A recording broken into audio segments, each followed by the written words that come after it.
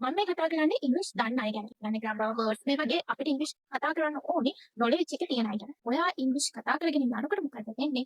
ඔයාව මැදදී හිර වෙනවා.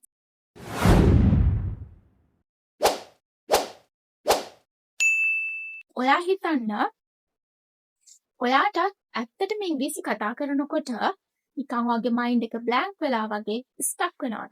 ඇත්තටමයි මෙහෙම වෙන්නේ. ඉතින් හිතන්න ඔයා ග්‍රැමර් දන්නවා. ඒ වගේම තමයි ඔයා ඉංග්‍රීසි වර්ඩ්ස් දන්නවා, සෙන්ටෙන්සස් දන්නවා. හැබැයි ඔයා ඉංග්‍රීසි කතා කරගෙන යනකොට මොකද වෙන්නේ? ඔයාව මැදදී හිර වෙනවා. ස්ටක් වෙනවා. සමහර වෙලාවට ඔයාට ඉංග්‍රීසි කතා කරන්න පටන් ගන්නත් බැරි වෙන්න පුළුවන්. ඉතින් මේකට රීසන් එක. මොකද්ද මේකට හේතුව වෙන්නේ? ඉතින් මේකට හේතුව තමයි අපි කතා කරන්න ඕන මොකද්ද කියලා සිංහලෙන් ට්‍රාන්ස්ලේට් කරන්න හදන එක.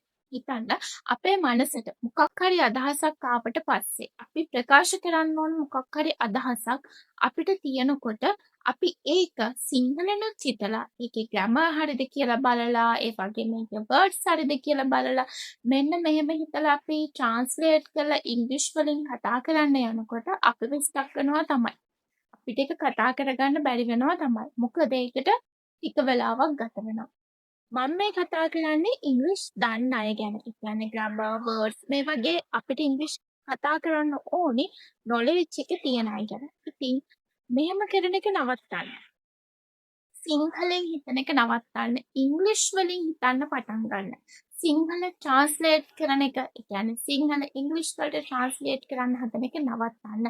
කෙලින්ම ඔයා ඉංග්‍රීසි වලින් කතා කරන්න පටන් ගන්න. කාට හරි මෙහාට එන්න කියනවා නම් කොහොමද අපි කියන්නේ? come here, come here. ඒ වගේම මට අද නම් මාර මහන්සි. නැත්නම් මට මහන්සි. I'm tired. මට මහන්සි. I'm tired. එතකොට මට අද මහන්සි නම් I'm tired today. I'm tired today.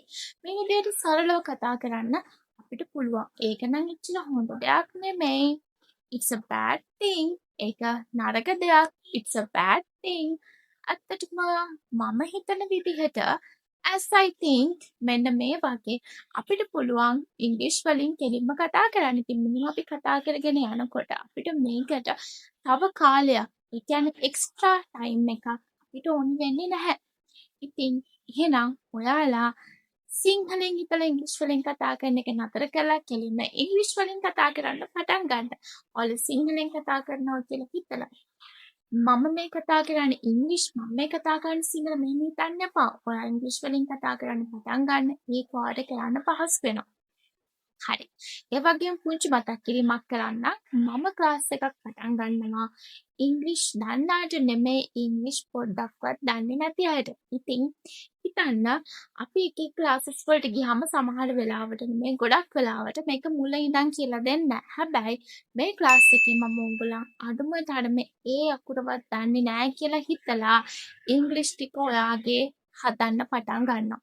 ඉතින් ඔයාට ඉංග්‍රීසි ටික ඇත්තටම හදාගන්න ඕනේ නම් මුල ඉඳන් හදාගන්න ඕනේ නම් අනේ මම නම් ඉංග්‍රීසි කියන කිසිම දෙයක් දන්නේ නැහැ කියලා හිතනවා නම් මට මුල ඉඳන්ම මේ ටික පටන් ගන්න තිබ්බනම් හොඳයි කියලා හිතනවා නම් ඔයාට පුළුවන් මේ ක්ලාස් එකත් එක්ක ජොයින් වෙන්න. ඒ වගේම තමයි ඉංග්‍රීසි දන්න ඔයා මේ ක්ලාස් එකට එන්න අවශ්‍ය නැහැ. මොකද මං එහෙම කියන්නේ ඔයාට මේ ක්ලාස් එක බෝරින් වෙන්න පුළුවන්. ඉතින් අපි පුංචි පුංචි පියවරවල් යන්න කැමති අය ඒ කියන්නේ මුල ඉඳන්ම ඉංග්‍රීසි ටික හදා ගන්න ඕන කියලා හිතන අය. කියන්නේ සමහර අයෙන්ට ඉංග්‍රීසි වචනයක් කතා කරන්න ගියත් මොකද වෙන්නේ? එයාලට ඒක ප්‍රොනවුන්ස් කරගන්නවත් බැහැ. ඉතින් මෙන්න මේ වගේ අය ඉන්නවා නම් මේ ක්ලාස් එකට එකතු වෙන්න පුළුවන්. ක්ලාස් එක ගැන ඩීටේල්ස් දැනගන්න වීඩියෝ එකේ තියෙන WhatsApp බටන් ක්ලික් කරලා මැසේජ් එකක් දාන්න. ඔයාලට දැනගන්න අවශ්‍ය කරන ඩීටේල්ස් ඔයාලට WhatsApp හරහා දැනගන්න පුළුවන්. ඉතින් එහෙනම් ඊට පස්සේ සිංහලෙන් හිතන්න නැතුව ඉංග්‍රීසි වලින් කතා කරන්න පටන් ගන්න. ඔයාලට අනිවාර්යෙන්ම ඉංග්‍රීසි වලින් බය නැතුව කතා කරන්න පුළුවන්. ඉතින් මම තව දකින දෙයක් තමයි අපේ ලංකාවේ ගත්තොත් අපිට මේ ඉංග්‍රීසි ඇසුරු කරන්න තියෙන chance එක පොඩ්ඩක් අඩුයි.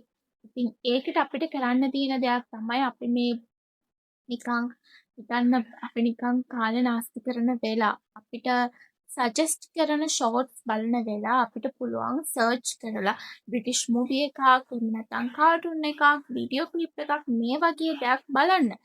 මේකෙන් අපිට පුළුවන් වෙනවා මොකද්ද අපේ ඉංග්‍රීසි ටික ඉම්ප්‍රූව් කරගන්න. ඒ කියන්නේ ඇත්තටම අපිට මේ ඉංග්‍රීසි ටික හදාගන්න පුළුවන් chance එක එනවා. එහෙනම් ඉතින් ඔයාලා ඉක්මනට ඉංග්‍රීසි කතා කරන්න කැමති නම් මේ channel එක follow කරන්න. ඒ වගේම මේ channel එක subscribe කරන්න. YouTube නම් subscribe කරන්න නැත්නම් follow කරන්න. ඒ වගේම තමයි මගේ ඊළඟ trick එක ඔයාලට අවශ්‍ය නම් ඒකට follow කරලා subscribe කරලා වීඩියෝ එකත් එක්ක channel එකත් එක්ක එකතු වෙන්න. ඉතින් එහෙනම් හැමෝම සතුටින් පරිස්සමින් ඉන්න. Stay safe, stay happy and goodbye.